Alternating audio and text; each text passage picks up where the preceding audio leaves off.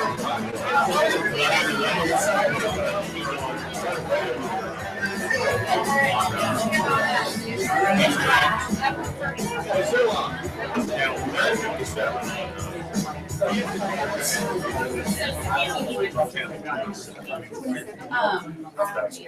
right, good morning. Good morning.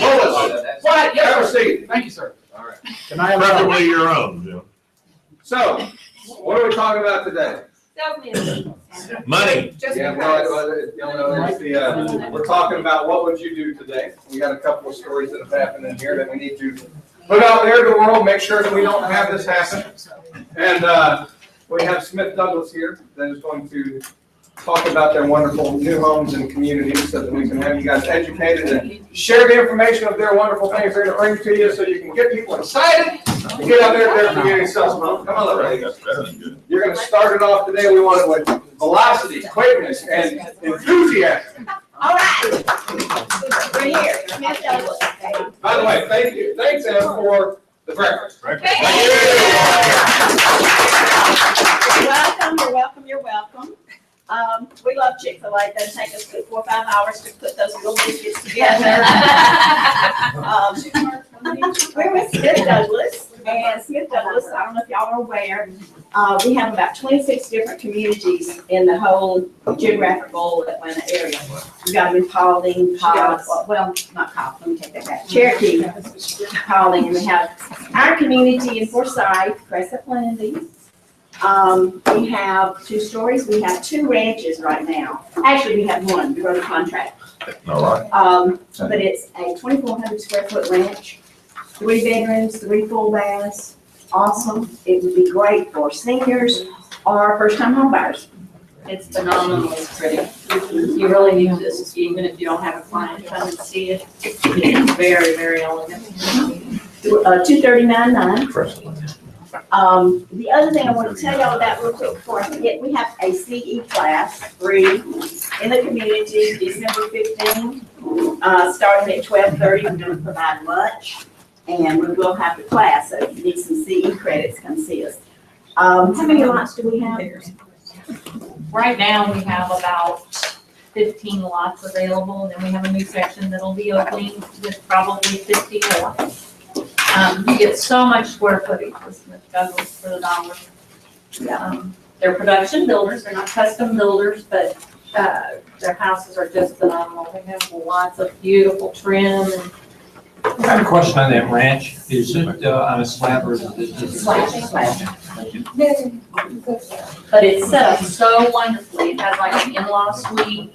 It has 3 bedrooms, 3.5 baths. Copper ceilings, granite countertops. It's really stunning. I just wanted to say that I haven't been in a real estate office in the last 10 years that had as many good-looking guys in suits. I am so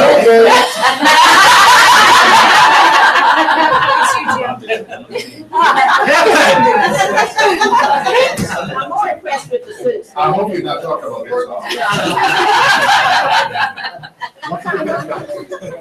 I had my license in Century 21 when I first started back in 1986.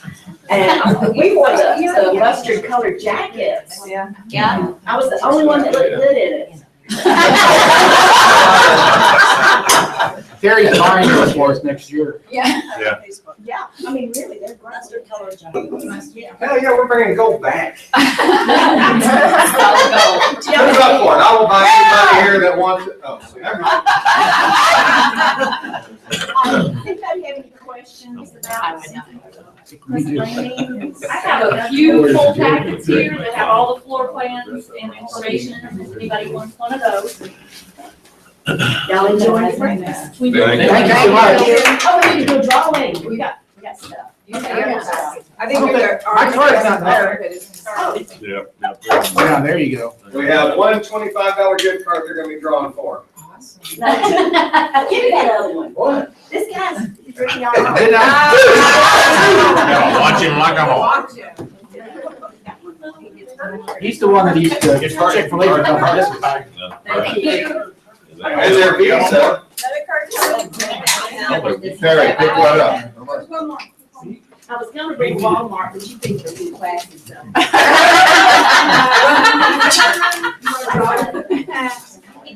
Don't look. Wait a minute, wait a minute. She was late. Okay. Pick on my Make it Stacy fair. girl. That one big fry. Jim, but no.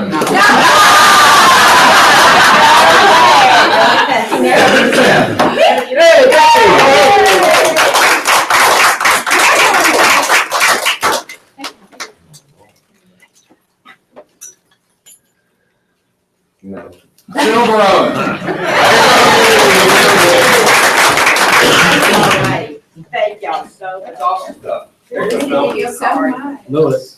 It's come and see us. Thank This you. time around. Yeah, please come and see us. I'm taking notes. If we don't have good turnout, they won't vote for us again, so we need people to come. In the boat. All right. Anything else, lady? Y'all want to pass those down? Oh, you already did. All right, good. Already? Thank y'all so much.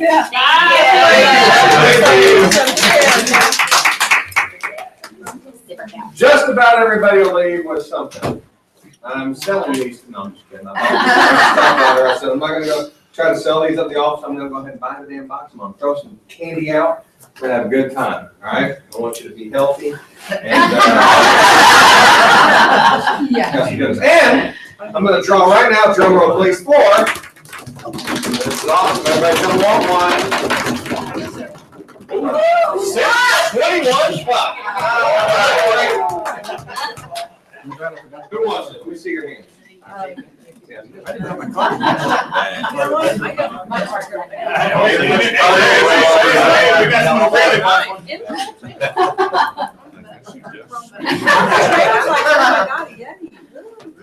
And the winner of this fine mug, Tangy.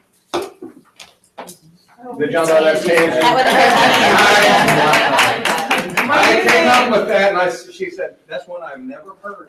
So I felt it, you know, whenever you get somebody and you go, like, my name is Terry, you go, oh, T-Bone, like I've never heard that, right? So I actually came up with one that you have never heard. I've never right? heard it, yeah. I thought that was great. So everybody start calling her Tangy because nobody can pronounce her damn name anyway. So congratulations. Except the other two. Okay, T-Bone. That's right. Take T-Bone. All right, so let me just say this. What's December 9th? Who's coming to the Christmas party? Everybody. Everybody back, let me tell you, it is going to be a rocking good time. We have got, who's the band? Band Band X. They're the same band that was there last year. If you weren't there last year, the band is phenomenal. Who was there last year? Van Dyke. Was the band phenomenal? Yes. The dance floor is packed, it will stay packed, we will have a good time. And I've heard that Bad Santa will be making an appearance, and he may actually have a little adult themed stuff going on. Ooh. So pay attention, watch out. And You have to say. I need to have it, I need you to put down if you're coming, because we have to have a head count to the caterer by Friday. Will there be drinks? Yes. Will you be charged? No. You don't really need anything else, do you? Not really. Will there be food? Yes. Is it gonna be good? Yes. That depends, we need y'all to bring side dishes. I'm just kidding. So there's no reason that you nor your spouses would want to come, so bring your spouses, have a great time together. If you are bringing your spouse or significant other or child, put their names down so we know exactly how many people are gonna be there, okay? Terry's not her best. Who can tell me what the specific, I don't need to raise your hand, don't work the date out. Who can tell me what is the specific date we open this company? Raise your hand. April. Who was first? 4/1. I think Diana was. April 1st. April That's 4th, not a specific date. 1986. 1992. 19 something, that is correct, but not good enough. You know what that gets you? That gets you. Guys, we're gonna give you a Snicker bar. There you go. Hey, she's hungry. She will take that. Shot Seeing her fired. in the business world. She's ruthless. Okay. April Fool's Day is correct. Who can get the year? 1990. Tangi. 78. Yes, I was 12 years old when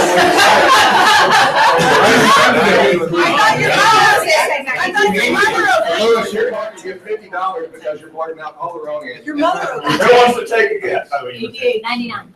94. 96. Oh, 57. Kevin, 98. since you got it right, and I know that you would want one of the agents to have the gift that I'm going to give, who would you like to give that to? Oh, no.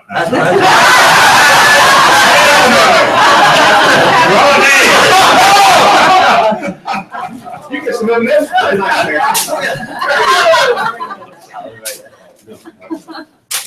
Okay, you're smart. Mine is smart. Jim, no. just kidding. Diane Service. There we go. Get it one step. We already got one. Congratulations. You sure we just Oh, and here's another one. How about this? What's the other one? Who can tell me what this Friday is? It's December 4th, that is correct. But who can tell me the importance of this December 4th, this Friday? Who can tell me what's so important? You just said, he's $1 as our president of the 400 Congress. Since he's from Mexico, we gotta say it's El Presidente. If you have not registered or signed up and you'd like to go, please put your name down there. We want to go support the big, bad, bald, beautiful guy and have some fun on that day. It is going to be where, Louis? On the read. At the Reed. And was it sold out? Yes. It was, and they had to open more. So it is going to be a good, packed, fun-filled day. And we're going to be pushing this guy on into doing some great things. So come support. All right, now moving on into some stuff. Where's my clicker? Here, I've got it. We all know what time it is.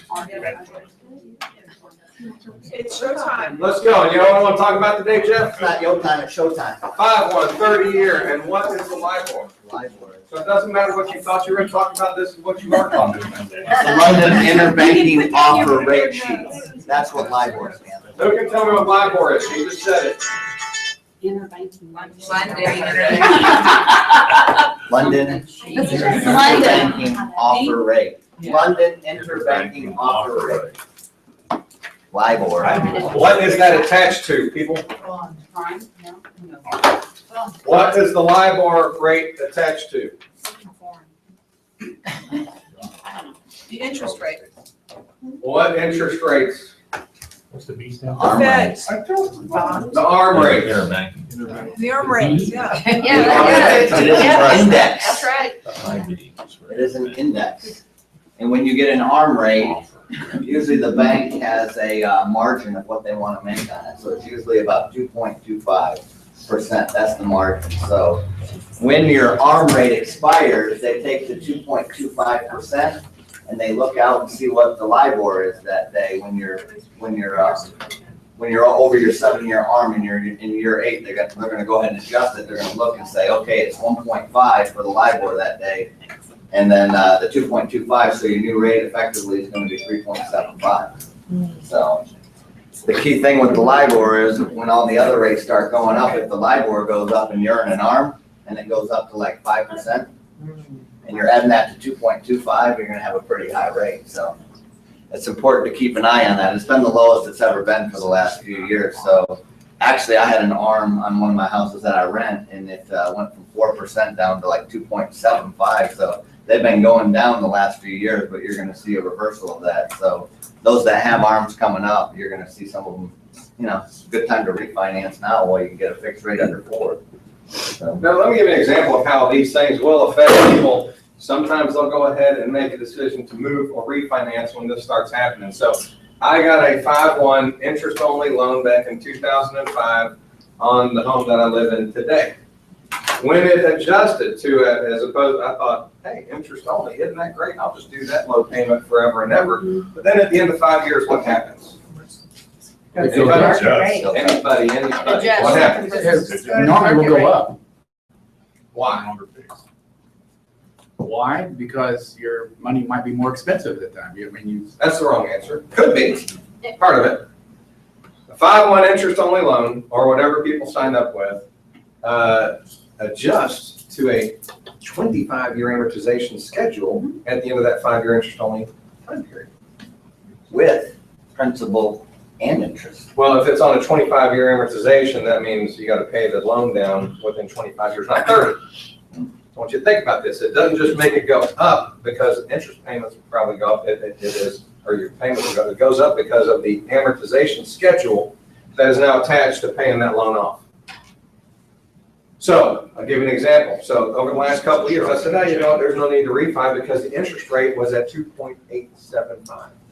That's what and mine was based off of LIBOR. LIBOR is about down to 0. This is the first year in the last 3 years that my loan interest rate is going up, and it's going up 0.5%. That's going to make a $100 a month difference in my payments. So do you think that's going to be causing pain for people out there? Yeah. So this is the first year that you may start to see people's payments go up, and they may decide, we don't want to stay in this home, or we may refinance. So you need to be listening to people's conversations out there of, do they have a 5-1 interest only loan or a 7-1 that they've been riding out? And now all of a sudden they go, dang, that's really causing a little bit more pain than it did. What are we going to do? And you're going to start to see things like that happen. And this is going to be the year that they do it. I know because I'm in that situation. So it's like, hey, we're going to go ahead and just either refinance or just leave it where it is because I like the amount that I'm paying off each month. The amount that I'm paying towards the principal, I'm like, I don't want to go refinance right now because the amount I have to pay for refinancing and then go back to 0 as my, as my payment schedule goes, I feel better about just paying off bigger chunks towards my principal. Not a lot of people are going to be thinking that. A lot of them will pay the interest only payment, right? Because on my investment property, I have 2 years left on that arm. And it was a 10-year arm, and after the 10 years, it amortizes as a 20-year. So 20 years, and if you haven't paid any of the principal off on it, you have a 20-year loan with the same balance you started with. I've done like Terry, I've paid the principal down because my renter's paying it for me. So, naturally that's the way to do it. But a lot of people didn't do that, and they're going to get stuck. Your payment will go from $1,000 a month to about $3,000 a month. It's going to be huge. Here's how you act like a consultant. If somebody's thinking about moving, they're thinking about moving up or moving down. They've had a lifestyle change, or they've had a life condition change. You can go, I know that you're not at the point that you're going, I don't want to go do this now, but let me ask you, what type of loan do you currently have on your home? You could open the doors by having very direct conversations with people and going, hey, if you're in that situation, which a lot of people are, there's a huge number of homes that were sold from 2005 to early 2000s to 2006, 7, right in that time period. A lot of people went with those type products because they're all going, hey, the market's going so well, I'm just going to lock in on this. I'll make my thousands and hundreds of thousands on the sale when I sell in 2 years, and then I'll move into something bigger. So be paying attention to these because it can help you get people to go, now is the best time for me because I don't need that payment to go up that much. So anyway, And what Terry's saying too, 30-year fixed rates right now are still under 4%. So we're at 3.99 without paying any points to buy the rate down. A week ago, we're at 3.875. So they've kind of hovered in that, high 3 area. The arm's still low, 2.75 to 2.875 over the last week. So good opportunity there too for folks that haven't done anything. But, who knows what the next meeting's going to hold if they raise prime rate. Could easily see 4.25 to 4.5 on a 30-year fixed. And like Terry said, a 0.5 point in your rate would be a couple hundred a month. That, some people's car payment. So.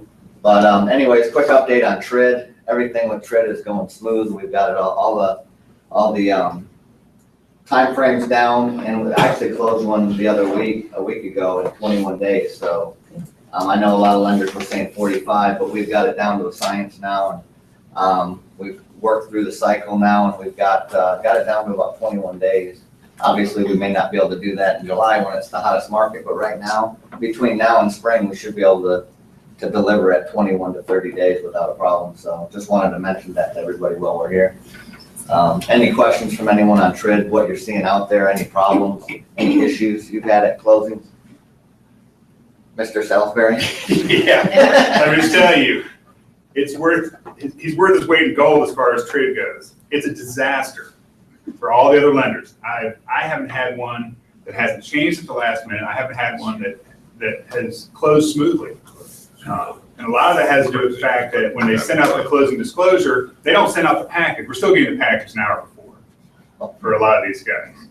So even if you're the listing agent, you may want to, I'm telling you, you need to push somebody other than the person they've got. Okay, because I haven't seen it be a problem with Jeff and Fidelity. Well, some of the tricks to our success too is we get the CD out 6 days before closing. So if there is a change, we can redisclose and still close on time. Now that may not happen on a 21-day close. We may get it out the 4th day or the 3rd day just to get it done. But that's given us some leeway if there are some changes or errors. And then after the borrower e-signs it, we can have them e-sign it so it immediately, triggers it that day. And then what we'll do is the next day the docs go out. So the attorneys are gonna get the docs 3, 4, 5 days ahead of closing so that we can iron out any wrinkles. So it's been working great. And we basically, as long as those closing dates are tight and they're not gonna change, then we can back out those 6 days. And as long as we have conditional loan approval, the underwriters reviewed the appraisal, then they'll go ahead and say, hey, we've got a good loan here. Chances that something crazy happens are very slim. We're gonna go ahead and send out the CD. So that's been our stance and it's worked great. So Awesome, thank you very much. Give Jeff a round of applause. And I'm impressed that I put you on the spot on the LIBOR thing and you laid it out there, because I did not know what it was. done more a few times. Good job. Hey, Debbie. You got anything exciting that happened for you over the last week that you'd like to announce to the group? You mean the addition of someone to the company? Yeah, I think that's pretty awesome, and you should be very high and feeling, well, not high, but you should feel good. We're very excited. Any of you have worked in the Dunwoody, Sandy Springs area? There was a lady down there whose name is Melita Potts, and she has Potts Realty. Well, we are excited that she has just joined us as an associate broker as the Melita Potts team, and she'll be working out of her office in the Dunwoody, Sandy Springs area. And one of the first things she did when she came in here was take a picture of the board out there with everybody's face on it, because she wants to know who her competition is. She'll close somewhere between 50 and 75 deals on an average year. We're very excited that she's with us, and she just joined last Tuesday, so we're excited about that. Yes. And one of the big reasons why she wanted to jump in, she's been independent for a long time, and just, it's her and her daughter and another assistant, and that's it. And she wanted the competition. Yep. And she figured, hey, you know what, if I get into an environment that celebrates competition, it will help me produce more, because I'm gonna be driven to get in that top 10. I'm gonna be driven to go beat the #1 agent, and that's the biggest reason of all that she is with us. So Yeah. we're very excited to have her on board, and she's a Mike Ferry coached agent and is all about listings. And he helped tremendously in that kind of process. But it's interesting that people of a competitive nature know that they're going to be better when they get in an environment that celebrates that. And I thought that was a great testament. But Debbie did a great job of working with her and bringing her through. And now we've got the responsibility of going out there and earning everything that we can to have her feel justified in what the charts are. So that was a great thing. Good job. Give Debbie a round of applause. So now I'm going to give props to Sarah Stovall. She is where? Where is Sarah Stovall today? Who can take a guess outside of Denise Quinn? Sarah Stovall is the first Tuesday of the month, which means what? Foreclosure Tuesday. Foreclosure Tuesday. She's on the steps, probably at Forsyth County, but she's on the steps trying to buy some homes today. So she yesterday was in here and she said, hey, you know, this is a very cool thing. I did not know it was at our fingertips. And during the slow time of the year, she said, you know what, I am trying to get caught up on the things I know I need to do. I know I need to build my database of all the past clients that I had. Gee, I was just thinking, how in the heck am I going to get all the names and stuff? That's going to be such a laborious task for me to go through the last several years of the people that I haven't put, I'm talking real life here, and put into the database. She hadn't created it. She's got all these contacts of people that have bought and sold from her, and she hadn't done it. So what did she do? She used our records. What records did she use? She went to Caroline and she was talking about how can she go through it. Caroline said, oh, we've got all the records in Lone Wolf. So Caroline spit out all of her transactions that had the addresses, the names, and all the stuff. The only thing that it did not have in there for her was the people's email. And she said, hey, as long as I had their names, their addresses, I dumped them into an Excel spreadsheet because that's what I'm going to use to keep my database going. And she pumped out Thanksgiving cards, and she said she's already received 3 calls from some of the clients that she hadn't talked to in a long time. But they reached out to her from the Thanksgiving card. So I want to pass that along because Sarah's production over the last 5 years has gone up, gone up, gone up. She's a big high producer with us and does a lot of transactions and has a lot of commissions come through. And I thought, wow, now here's a real life thing. Someone that hasn't really done that. And now they said, God, I know I need to do it. How can I make it easy? Went to Caroline. Caroline said, let me help you make it so easy that you can get something done with it. So if you need help with it, reach out your hand and say, hey, I need some help. How can I make this that much easier? Because the one thing that you guys are typically not good at is what? All the detail stuff. So I've seen a lot of agents through the years go, you know what?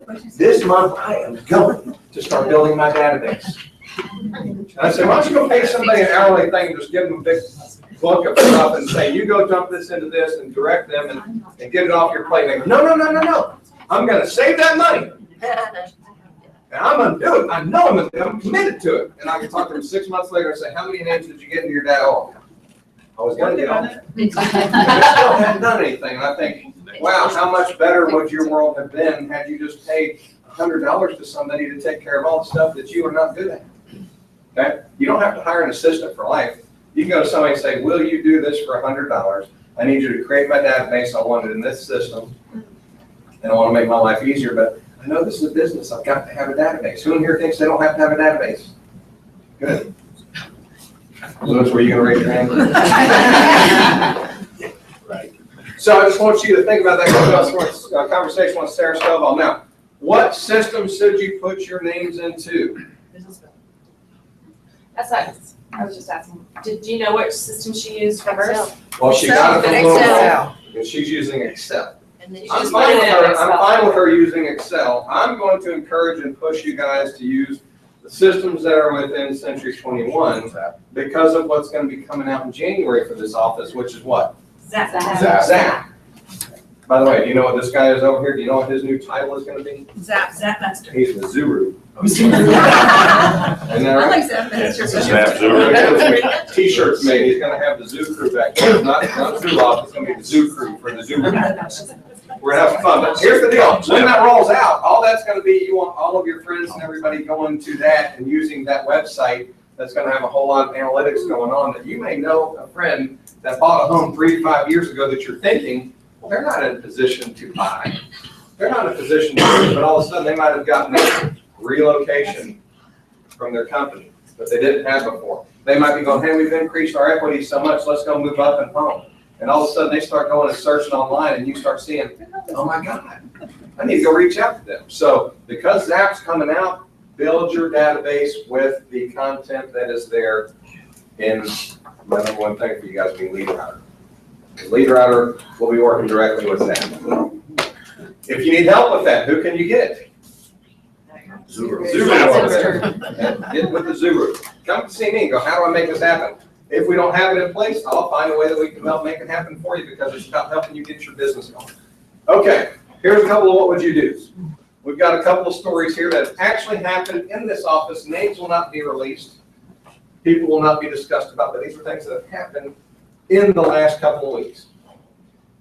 You're writing a contract for one of your best friends. It's a lifelong friend of yours. You actually are the godparent of their child. Do you have to put this as a material fact? No. No. I would. No. Who in here said that, by the way, if you don't raise your hand, I'm going to have to ask you later. Who in here says they would not have to put it as a material fact? Who in here says they would? I would should. That's about a, I'm not even sure what this, some of y'all didn't raise your hand, Kimberly, about all I that. did. You know what Kimberly was doing? She was doing on both of them. Not sure. Here's the deal. That is the exact response that I got by talking to people that work with Georgia Real Estate Commission as inspectors, investigators, whatever. They said, well, if you're writing the contract, so here's what happened. That contract had already been written. And the people I talked to said, well, being that it was already written, it's defensible one way or the other. So we can make an argument that it should be, we can make an argument that it shouldn't. So you're probably safe that they didn't. But if you were to ask the question on the front side, and you came to me as the broker and said, hey, I got this situation, these people are the godparent, I'm the godparent of their child, I would say, write it in the contract as a material fact. Because if it's questionable, everybody I talked to said, err to the side of caution. Right. Okay? So go with the best answer. So if you're writing and going, oh, no, you know what, I don't need to put that in there. Put it in there. Why not? Right? So protect yourself. Why did it become an issue? Yeah. Because, let me see if the next one ties into that one. Oh, it does. Okay, so you represent the buyer. The earnest money is held by an attorney, or supposed to be. You find out that the buyer has not given the earnest money to the attorney. What should you do? Call their Understand this. Who's holding the earnest money? Are we holding the earnest money? No. Everything the contract states, and the contract says the holder of the earnest money is to do this. The holder of the earnest money is to do this. The holder of the earnest money is supposed to do this. Does it say the buyer's agent has to do this with the earnest money? No. Okay. So you're in that situation, you know, your earnest money, you find out, your friends tell you that you're the godparents of, right? We have not given the earnest money to the attorney, and you go, well, I need to get it. We need to get it in there so that you can have a valid contract. And, you know, don't give these sellers. You now have knowledge. Now what should you do? Are you the holder of the earnest money? No. So in the contract, does it say that you as the buyer's agent, now that you have information that needs to be pertinent over here, what should you do? What would you do? Yes, Denise. Tell the listing agent. You have to inform them that you don't have the money, right? What's a better step than that? Start with, Denise. I'm not gonna say that's a bad answer. That's a reasonably good interpretation of something that would be good. But what would be the best thing? Call your Is Kevin the broker. attorney? Call your Are you the broker. godparent? Call your Are you the broker. godfather? Terry, T-Bone. Call your broker, T-Bone. I think you get the That was a good one. That was good. Okay, so when you find yourself in a situation, what do? What's the number one thing that you do? Are you broker? Call your broker. Sorry, call your broker's not even up there. No, you call your broker. You get with Rob, you get with Debbie, you go, I've got a situation and I'm not really sure how to handle this. Because you wouldn't know how to handle it, because if you went and looked at the contract, it all says the holder of the earnest money is one responsible for doing all the notification. And guess what? Holder of the earnest money didn't sign the contract. Right. Right. You understand? I don't have to do anything. You didn't do it. Let's be honest. That doesn't apply. By the way, it was not Kevin. Kevin was not the attorney. But I'll tell In this you, case, the buyer was the holder. I'm not- I don't go get earnest money from people. I don't, Still. hey, you've got to give you the earnest. No. You got it. So I think it's incumbent upon the buyer's agent and the listing agent to verify, You're right. you know, within that time period. Okay, so here's how the debate went this morning with me, Rob, and Deb. Right. Rob was vehemently saying, the contract says this, the contract says this. In my conversation with the Georgia Real Estate Commission's former investigator, they said, do what? What did we do in the first one? Err to the side of caution. So you as a buyer's agent, if you're representing that buyer and they're responsible for doing something with the earnest money, you need to own that responsibility. And although you're not breaking the law because you can't control what the buyer does or does not do. But they said err to the side of caution. Now let's throw a little twist in here. What if you wrote the contract and at the time of writing the contract, you made a copy of the check that was supposed to go to the attorney? Then you're in trouble. Here's real life. Watch this real life. By the way, let me say this. This is not what happened. What if? But it came up in the conversation because former investigator said, well, let me ask you this. Did your agent ever have the earnest money? Because if they did, it opens up a whole different angle to this. Yeah, I can give it a check. Because what is the Georgia Real Estate Commission there to do? What's their number one job? Protect the public. Is it to play nice to the general real estate agents? Is it to go, hey, we know you guys are the good guys, so before we come attack you, we're gonna come ask you some nice questions and be your friend. No, they're gonna come at you like a son of a gun.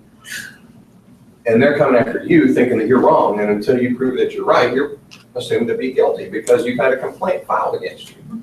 So now you've got this person that, how does all this become important, and how does it become relevant? You have this seller down here that got pissed off because he found out that the earnest money was never given, and although the people that you represented were able to get out of the contract because they didn't get qualified to buy the home, he feels like he got slighted and that they really could qualify because in the contract you put in the qualifying letter from the originator, not through the underwriter. The originator said you've been approved for this loan, assuming you passed through underwriting, but we give you this approval. So he's going, somebody owes me $2,500 and all I know is it's your buyer. Somebody's going to pay. I'm going to file Georgia Real Estate Commission complaint. I'm going to sue you and everybody attached to that buyer. And that's what's going on. So I went and dug through the facts. He said, first off, he said that agent was their wife is the sister of the buyer, and that wasn't noted as a material fact. Now, I go talk to the agent. He says, no, that's not true. My wife has been a lifelong friend of hers, and they joke around calling themselves sisters because they're that close. Everyone does that. Common law. Everyone's a sister. We're all sisters. So this is what I want you guys to take with you today, is that when they come at you with something that you go, that is so small, what in the real realm of things, how would I ever get caught on something like that? Because the Georgia Real Estate Commission, if they get called, they've got to investigate it regardless of how senseless it may seem to you.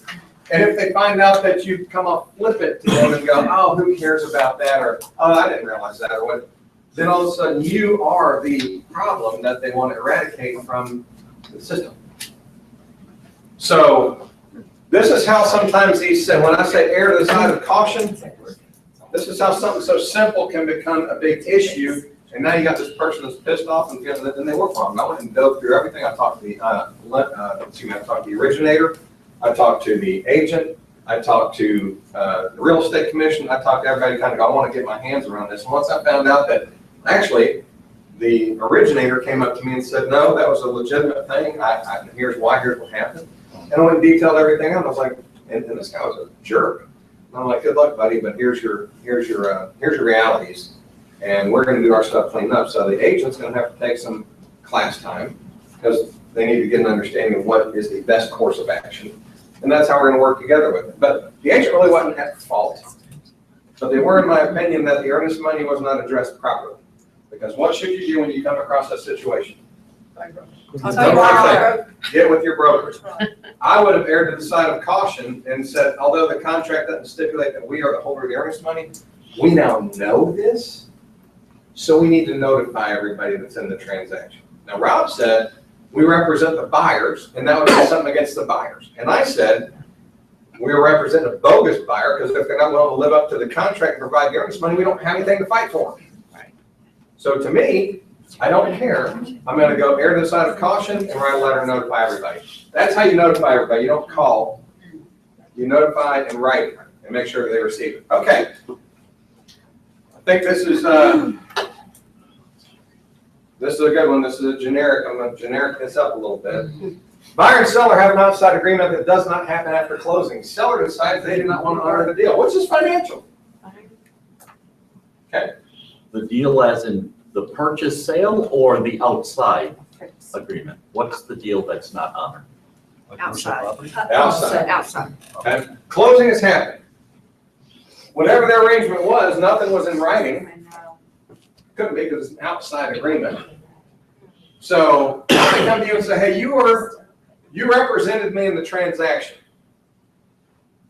And now the seller is not honoring the $1,000 that they owe me. We had a verbal agreement, they're gonna give me $1,000 after closing. I need you to get them to pay because they're refusing to pay. Right, Can do anything about Well, it. Us, right? Needs to be My associate group. This is, they agree, I'll buy the dining room furniture for $1,000 sale. Is that what you're talking about? No? No. Let's say that, one of two things. It could be that they said, hey, you know what? As opposed to fixing those things I'm just gonna give you $1,000 after closing. But verbal. Verbal. Verbal. Did the agent hear it? That's a good question. That's a good question. Thank you. It could be, hey, you were supposed to pay this amount in closing costs, and now you didn't have to, so I want you to give me that afterwards, because that's your net proceeds. Those are the two things that we see people go, wait, you have buyers that, let's say that they're gonna be getting $8,000 in closing costs. And all of a sudden, the closing statement comes out, and there's only $7,500 that. Hey, what happened to my $500? You as the seller were gonna be paying the $8,000, and so you owe me $500 for it. Seller says, I'll pay the $500 after closing, let's just get this closed, you know, all that trick crap and stuff. Right? What is that? Yeah, that's. What is it? Is it mortgage fraud? Yes, it is. Don't blurt out. But he might not be right. This is a term. Yeah, it is. I was just kidding. You were practicing. I was just practicing your verbal skills. You were trying to lead witnesses. That was a strategy used in the courtroom. That's right. And the judge says. Quite wrong. Do you think this person's guilty? And kept going, yes, he is.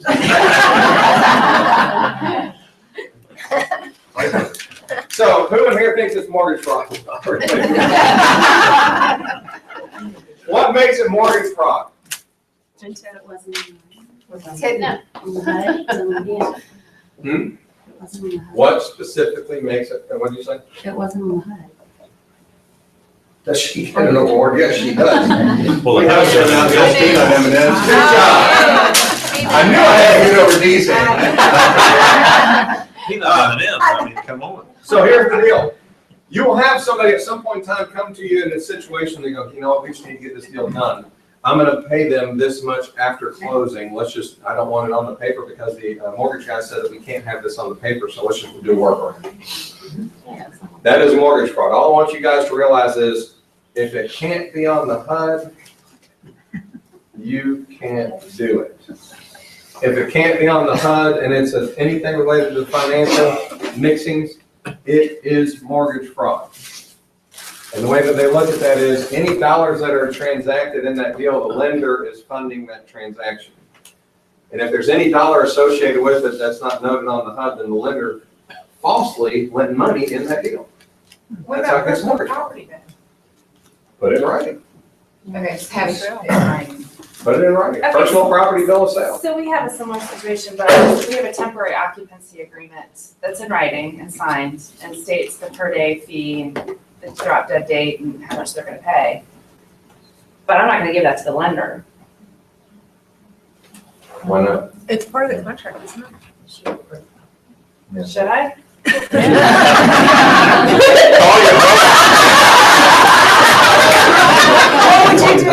What would you do? I would what? Call your broker. What have I said 3 times? You called me, what am I gonna say? Let's. But Glad y'all pay attention. You. Who said it? What Err on the side of caution. Err on the side of caution, which would be? Give it to him. Give it to everybody. No. Talk to Rob. Talk to your Talk brother. to Debbie or Rob. As long as, if they're buying it as a primary home, there could be a temporary occupancy agreement up to 60 days. If they don't move in within 60 days, then it's an investment home. So you can give it to the lender if it's less than 60 days. It's less than 60 days. Now watch this. If it's 61 days. Then don't give it to the lender. Don't make it for So here you have this. No, So can we wait, not set the okay. truth up with everything else? Hold on, listen. So let's take that as an example. 61 is ridiculous. So let's say you have 90 days, right? You go to Jeff and you say, hey, I've got this 90-day short-term lease. And Jeff says, I can't do that, given the loan that they're getting, because it's got to be within 60 days. What's my answer gonna be? Wait 30 days.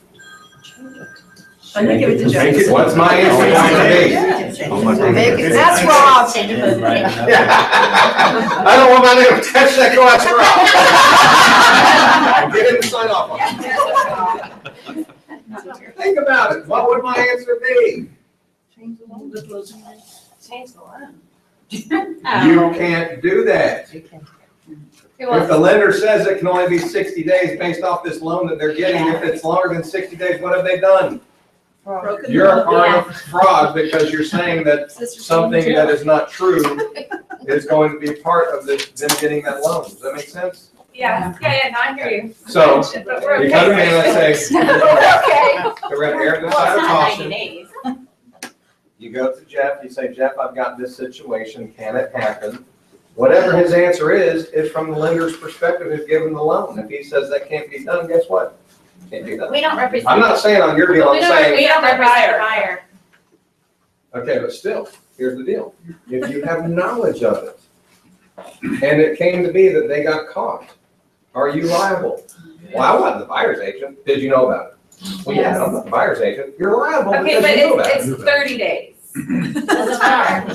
So do we feel, Yeah, so what am I supposed to do with it if it's a 30-day temporary occupancy? Give it to the lender?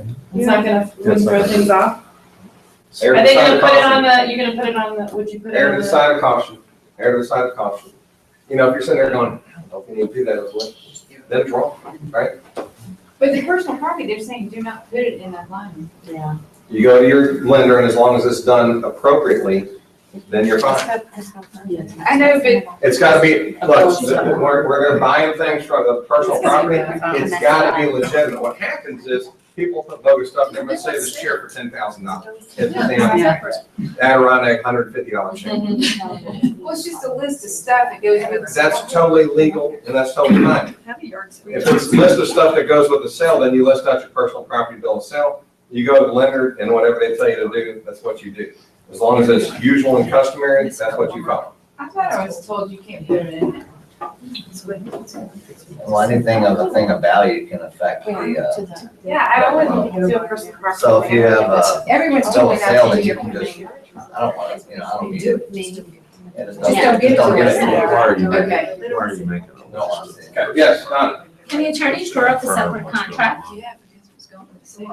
Can the attorneys draw up a separate Like, let's contract? say there was the $500 left over in the proceeds. Can the attorneys draw up a separate contract saying that the seller gifted that money to?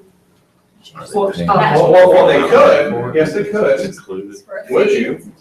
No. Because Because Kevin's gonna go, well, if they can do it with their loan and their lender signs off on it. Yeah. that'd be They can still have separate letters of it as a Ask me to go outside. Now- Do anything separate, let's have. One of the Okay, options, y'all, they could Yeah. have lowered, Listen up. they could have lowered the purchase price, so by $500. they could have done, they could have, they didn't, this is already closed and stuff, so. Yeah. These are things that are gonna come your way. I just want you to remember this, if you know about it ahead of time, can you do it? No. If you know about it ahead of time, you go, oh, I'm just not gonna say anything, because my buyer, my seller said, don't say a word, it's really them, it's not me. You know about it, that's the bottom line, and if it can't be on the HUD, it can't be done. Well, the fact that it was verbal, to me, points that it really wasn't enforceable. It's a gift. Yeah, but a gift You should counts put it on on, your. you would need to put it as a price reduction, because that way it's enforceable and it's going to be on the HUD and Well, even if it's verbal, it's a it's a gift. part of the Yeah, a transaction. verbal agreement. In other words, Binding. Now, understand it from the lender's point of view is that they're saying this house is worth this much. Okay? And you have a certain stake in that house. If it's $7,500 is all they can do as closing costs, then if you pay more than that, the seller gives more than that, then the buyer doesn't have as much of a stake in the game. In other words, if 3.5% on an FHA or 5 or 10 or whatever it is, it's gotta be that amount. The only reason we would reduce the closing costs is to make sure it meets that criteria. So anything over that seller gives to the buyer is all of a sudden throwing off the lender's numbers, it's mortgage fraud, period. Well, I have one where it was personal property, and I advised them pay prior to closing for the personal property. They wanted to pay it outside of the transaction. And I said, do it Now, before understand closing. this, as long as it doesn't matter if it was before or after in that case, because if they're buying personal property, as long as it's justifiable on what they're charging. Again, it goes back to, well, I'm just gonna say a chair for 10,000, and I'm sure for 100. Yeah. That's illegal. Yeah. But if it's, you sold a $10,000 chair for $10,000, that's completely legal, whether it's before or after. The opposite's also true. We had, somebody put a personal property bill of sale and put a boat, a dock, as zero value. That was gonna be closed in addition to the house. That doesn't fly, okay? What if it's It's a dock, right? I've done that, which is the dock. Dock what is do you personal do? property, by the way. I know. But I've done that too, right? That, That zero was the value. house, you know, I never may go with that. I think it was the boat that threw them off. I'm not gonna finance it. It was like a 28 foot. Okay. But the- Jim Bullis has a question or a statement. I don't know which it is, you're over here going, Well, is there a question? I'm confused about the They- boat dock going along with the home. When you sell a home on the lake, how do you give them the boat, more or less? I mean, You don't if, give them the boat. well, I know that, but I'm saying, If you wanna sell how the do you boat do with the that? house. The dock. The dock? The dock, what I would do is put it in a personal property bill of sale and then make sure the lender knows that that's going. And they'll approve it. I mean, that's a part of the property. And Yeah. what about the boat? If somebody says, well, we'll buy the house if you throw in the boat. That happens all the time. I know, I I'm doing it right understand. now. You can put it on there, give it to the lender, and then they're gonna say, no, that's not gonna work. Or you cannot give it to the lender. put it Well, on. that's what I was gonna say. And then we don't know. Can you do a bill of sale? That's when I you think don't I call, know it. don't call your broker. Because they don't wanna know about that. I'm still confused. They'll say, we have a bad connection. Or you can give it to the. Hello, Bill, is that He doesn't see it. I had to close the seller, I was representing the buyer. We went through the final inspection before closing. Everything was there, we left. They were still packing up. When we went back at 5 PM from the 10 AM visit, they had taken the mirror out of the bathroom and moved it 4 hours away, which anything that's like attached to the wall, theirs was that it was one of the, like a picture frame one. They can take it. So they can, but You thought it was part of it. we had checked those items. They've moved 4 hours away now. We called them up, we called their agent, we said, wait, where's the mirror? It was there when we went through the final walkthrough. 3 hours later, it's not there. So they said, well, we're just gonna send you a check for $100 and you go buy another mirror. Is that mortgage fraud? No, it's a permanent fixture. Okay. You're lucky they said 100, most buyers, most sellers say. Yeah. Assuming that. Right, okay. By the way, Kevin, let's say that there's a dispute, let's say the mirror is worth $1,500, right? And the buyers, they went through the walkthrough and the mirror was sitting there and there's a little wire on the back, so it wasn't attached. And the sellers take it because they didn't want to leave that $1,500 mirror. And the buyers call them and the sellers go, kiss my butt, sue us. Where do they got to sue them? Where did that sit? Consumer law, but the magistrate court is probably. Where? In the county where the property, well, you're supposed to sue in the county where the seller is. Okay. So where they moved to, that's what you're saying. Yeah, potentially, you can argue, you can make the argument, it's called nexus of location. You may be able to argue that the transaction occurred in Forsyth County. The buyers were here, the sellers were here, everybody was here, blah, blah. Does this court have jurisdiction? So it's a jurisdictional question, but generally, it's where the defendant is located. So if the defendant moves to Florida and the court here says, no, that's no good, you can't sue here, you gotta go sue in Florida. And so here's how things happen. So I'm gonna sue them. $1,500 mirror, I'm pissed, now it's a matter of principle. Are you gonna go pay an attorney $1,500 to go find out if they've got defensible things they can sue here in this county? Or have to go down to Florida in this case, but not this county. So that's how, if people wanna play the system, look take that, we're moving to another stage of care, so I'm not gonna worry about it. They'll never see me again. So, just want to kind of go through that. Good, great question. Hey, y'all think about that. There's so many mirrors that are attached by a fishing wire that you go in and you're not even thinking, wait a minute. I need to know down that powder room mirror. It's a mirror, and you're not thinking, you can take that, it's not fixed to the property. That can be a big thing, because there are some nice ornate mirrors out there that go in a nice ornate thing. All right, you represent the buyer. They have given $10,000 in the contract as non-refundable money because they need to move in 30 days prior to the closing because the seller's out of town. And the other agent is refusing to let the buyers move in because they have not been through underwriting yet. Buyers have moving trucks packed and are facing additional expenses daily. What do you do? Call my broker. Your broker's out of town, he's not answering his phone, Deb and Rob are busy with other people. Get another What would you do? Ask Lee Allen. Ask Lee Allen.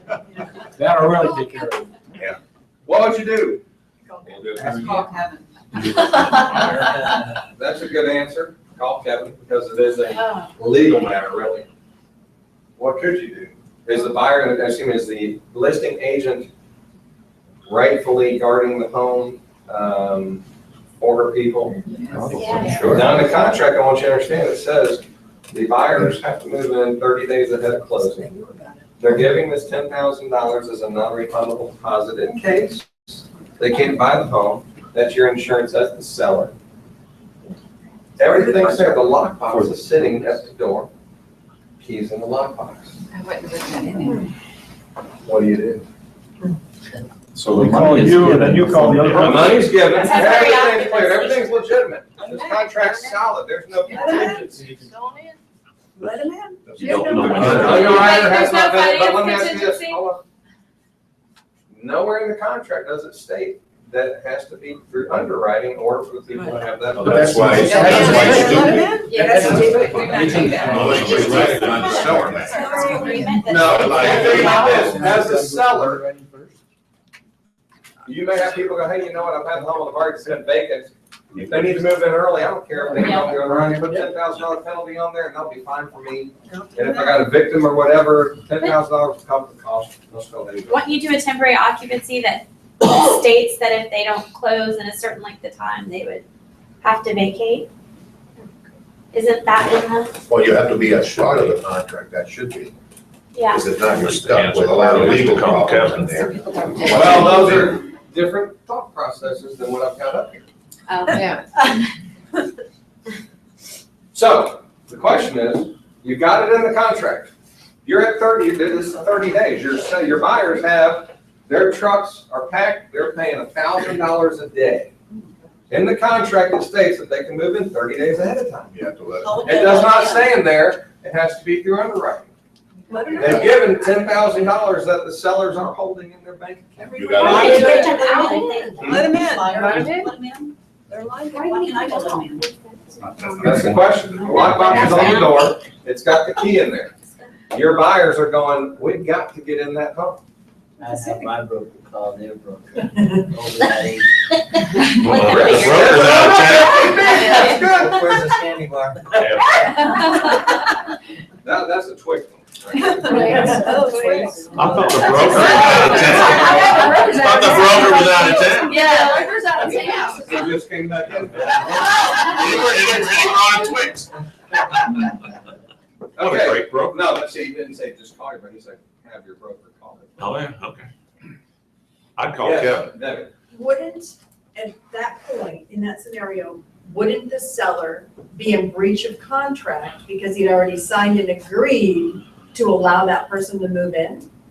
So our agent, Yeah. representing the buyer, should call the listing agent, tell them to call the seller and say, you're gonna be in breach of contract. And then have the brokers call the broker if that was necessary, but he would be in breach, would he not? Because it needs. Well, would he? Because his agent's the one that denied it, not him. I was gonna say, is it the seller or is it? Well, the agents represent The agent, Why is the the agent, agent denying but it? the seller cannot breach it through their agent unless they've got written approval from their.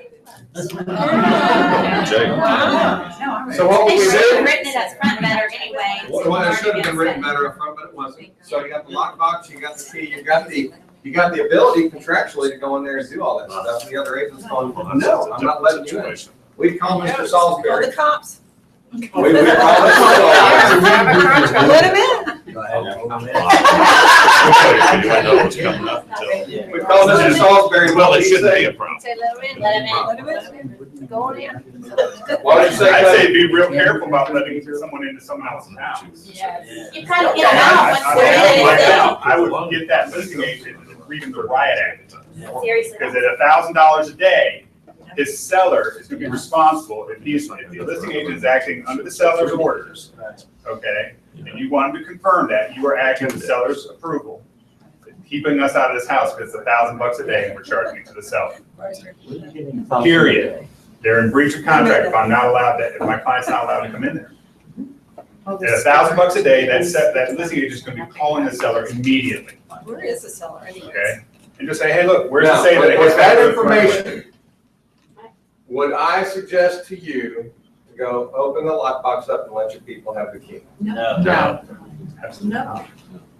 So